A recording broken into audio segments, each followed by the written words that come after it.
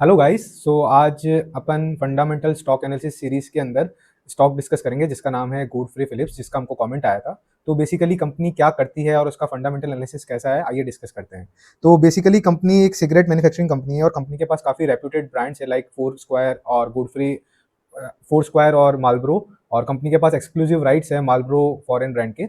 और कंपनी काफ़ी अच्छी एक एफएमसीजी कंपनी है क्योंकि कंपनी का जो सेल्स ग्रोथ है वो 27% का है लास्ट 3 साल का, which is a quite good sales growth. और राइट नाउ कंपनी एक मिड कैप स्टॉक है जिसमें 47,000 करोड़ का मार्केट कैप है। और कंपनी का जो स्टॉक पी है वो 40 का है, which is according to me is justifiable क्योंकि कंपनी की सेल्स ग्रोथ भी काफ़ी अच्छी है। और दूसरा एक और पॉइंट है जो पी को जस्टिफाई करता है, वो इसकी आरओसी और आरओई। कंपनी 30 के आरओसी पे ट्रेड कर रही है और 25 का आरओई है, विच इज़ क्वाइट कमेंडेबल। और कंपनी का एक और जो शेयर होल्डर्स है, नंबर ऑफ शेयर होल्डर्स वो भी काफ़ी ज़्यादा कम है। कंपनी के जो नंबर ऑफ शेयर होल्डर्स है वो 74,000 है, विच इज़ क्वाइट रीजनेबल। मतलब अगर 1 लाख से नीचे अगर आपके शेयर होल्डर होते हैं तो कंपनी इतनी पॉपुलर नहीं जानी जाती है।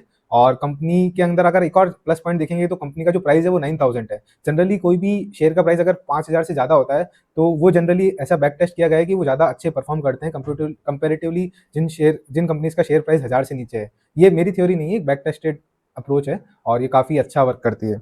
और एक और कुछ अगर देखा जाए तो सेल्स ग्रोथ कंपनी का 27% का है। कंपनी ने काफ़ी ज़्यादा स्ट्रांगली परफॉर्म भी किया है। कंपनी ने लास्ट 3 साल का स्टॉक सीएजीआर 100% का है, which is a quite multibagger kind of stock CAGR. तो और ये इसके साथ भी कंपनी का पी इतना हाई नहीं है, 40 का पी इज रीजनेबल। ये सीएजीआर इस वजह से हुआ है कि कंपनी के अंदर एक तो आरओई इंक्रीज हुआ है, कंपनी का ऑपरेटिंग लेवरेज इंक्रीज हुआ है और प्लस कंपनी कंपनी का जो सेल्स ग्रोथ है वो भी काफ़ी ज़्यादा अच्छा हुआ है।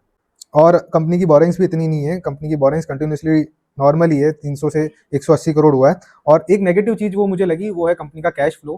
कंपनी ने लास्ट 2 साल में जितना प्रॉफिट कमाया है वो चीज़ कैश फ्लो में जनरेट नहीं हुई है। रीजन बीइंग कंपनी का जो डेटर्स डे है वो इंक्रीज हुआ है और on the other hand payable days भी डिक्रीज हुआ है। इस वजह से कंपनी का कैश फ्लो में एक डेंट आया है, बट वो over the period of time normal हो सकता है, इतना कोई मेजर इशू नहीं लग रहा है वो। और अगर अगर मैं आपकी जगह होता तो अगर मेरे पास ये स्टॉक होता तो मैं क्या करता। तो बेसिकली अगर मेरे पास ये स्टॉक होता तो मैं प्रॉफिट को राइड करता क्योंकि कंपनी फंडामेंटली अभी भी स्ट्रांग है और पी भी इतना ज़्यादा हाई नहीं है कि इससे एग्जिट किया जाए। और अगर मैं न्यू इन्वेस्टर हूँ इस कंपनी के अंदर इन्वेस्ट करना चाहता हूँ तो मैं धीरे धीरे करके इसको एक्यूमुलेट करने की कोशिश करता क्योंकि अभी भी आगे लगता है कि इसमें और पी री रेटिंग के चांसेस हैं। और यही आज का वीडियो था। अगर आपको और कोई फंडामेंटल एनालिसिस करना है तो do comment it down, we will definitely try to discuss them in next videos. Thank you.